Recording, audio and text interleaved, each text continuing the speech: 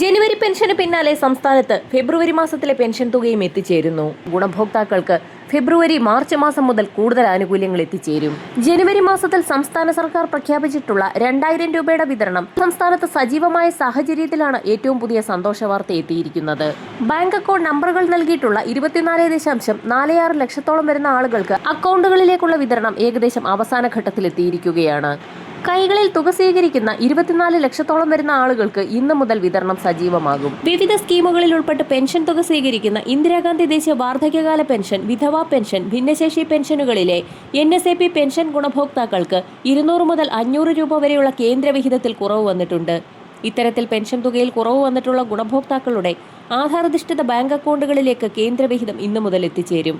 Pension തുക കൈമാറിയതായി സേവന സൈറ്റിൽ സ്റ്റാറ്റസ് കാണിച്ചിട്ടും തുക എത്താത്ത ഗുണഭോക്താക്കൾക്കും ഇന്നു മുതൽ വിതരണം സജീവമാകും.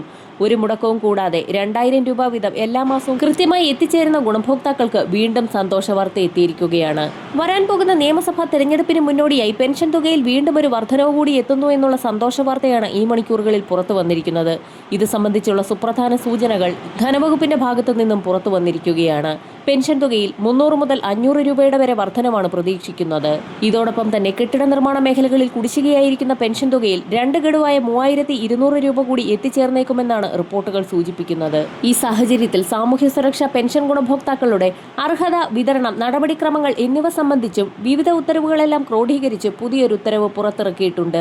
വിധവ, അവിവാഹിത പെൻഷനുകൾ കൈപ്പറ്റുന്നവർ പുനർവിവാഹിതരല്ല എന്ന് തെളിയിക്കുന്ന സാക്ഷ്യപത്രം സമർപ്പിക്കുന്നതിനുള്ള അറിയിപ്പുകൾ ചില പഞ്ചായത്തുകൾ പുറത്തുവിട്ടിട്ടുണ്ട്. അറിയിപ്പുകൾ ലഭ്യമാകുന്ന മുറയ്ക്ക് ഗുണഭോക്താക്കൾ പ്രസ്തുത സർട്ടിഫിക്കറ്റുകൾ ഹാജരാക്കേണ്ടതാണ്. ഹാജരാക്കാത്ത പക്ഷം ഇവർക്ക് ഫെബ്രുവരി മാസം മുതലുള്ള പെൻഷൻ തുക മുടങ്ങുന്നതായിരിക്കും. ഇതോടൊപ്പം തന്നെ മസ്റ്ററിംഗ് പൂർത്തിയാക്കിയിട്ടില്ലാത്ത ഗുണഭോക്താക്കൾക്ക് ഫെബ്രുവരി മാസം 1 മുതൽ 20 വരെയുള്ള കാലയളവിനുള്ളിൽ മസ്റ്ററിംഗ് പൂർത്തിയാക്കാവുന്നതാണ്. നിയമസഭാ തെരഞ്ഞെടുപ്പിന് മുന്നോടിയായി വിവിധ മേഖലകളിലേക്കുള്ള കൂടുതൽ ആനുകൂല്യങ്ങൾ ധനവകുപ്പിന്റെ ഭാഗത്തു നിന്നും പ്രഖ്യാപിക്കുകയാണ്. ധനമന്ത്രി KN ബാലഗോപാൽ അവതരിപ്പിച്ച സംസ്ഥാന ബജറ്റിൽ പത്രപ്രവർത്തകർക്ക് ആനുകൂല്യം പ്രഖ്യാപിച്ചിട്ടുണ്ട്. സംസ്ഥാനത്തെ പത്രപ്രവർത്തക പെൻഷൻ 13,000 രൂപയാക്കി ഉയർത്തിയതായി മന്ത്രി പ്രഖ്യാപിച്ചു. 1500 രൂപ കൂട്ടിയതാണ് പുതിയ പ്രഖ്യാപനം. നിലവിൽ 11,500 രൂപയാണ് പെൻഷനായി ലഭിക്കുന്നത്.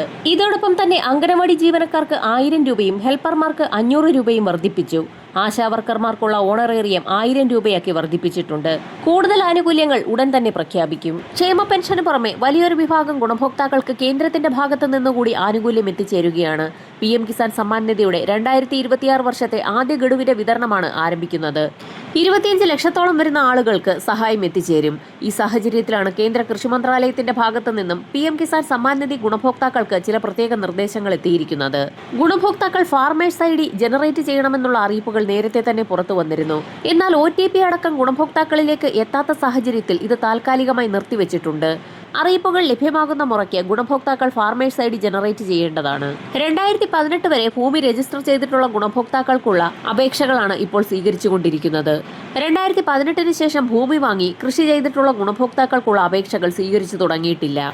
2018 വരെ ഭൂമിയുണ്ടായിരുന്ന 2018 വരെ ഭൂമി രജിസ്റ്റർ ചെയ്തിട്ടുള്ളവർ അതുവരെയുള്ള കരമടച്ച രസീതിനോടൊപ്പം പുതിയതായുള്ള രസീത്, ബാങ്ക് പാസ്ബുക്കിന്റെ പകർപ്പ്, റേഷൻ കാർഡിന്റെ കോപ്പി, രജിസ്റ്റേർഡ് ആയിട്ടുള്ള മൊബൈൽ നമ്പർ എന്നിവയുമായി കോമൺ സർവീസ് കേന്ദ്രങ്ങളെ സമീപിച്ച് ഇപ്പോഴും അപേക്ഷ സമർപ്പിക്കാവുന്നതാണ്. ഇതുവരെയും അപേക്ഷ സമർപ്പിച്ചിട്ടില്ലാത്തവർക്കാണ് ഇപ്പോൾ അപേക്ഷിക്കാൻ സാധിക്കുന്നത്. ഇതോടൊപ്പം തന്നെ ആധാർ സീഡിംഗ്, ലാൻഡ് വെരിഫിക്കേഷൻ എന്നിവ നടത്തിയിട്ടില്ലാത്ത ഗുണഭോക്താക്കൾ ജനുവരി 31 മുൻപ് തന്നെ പൂർത്തിയാക്കേണ്ടതാണ്. കൂടുതൽ പ്രഖ്യാപനങ്ങൾ ഉടൻ തന്നെ ഉണ്ടായേക്കും. വരും മണിക്കൂറുകളിലെ സർക്കാർ അറിയിപ്പുകൾക്കായി ചാനൽ സബ്സ്ക്രൈബ് ചെയ്യാൻ മറക്കാതിരിക്കുക.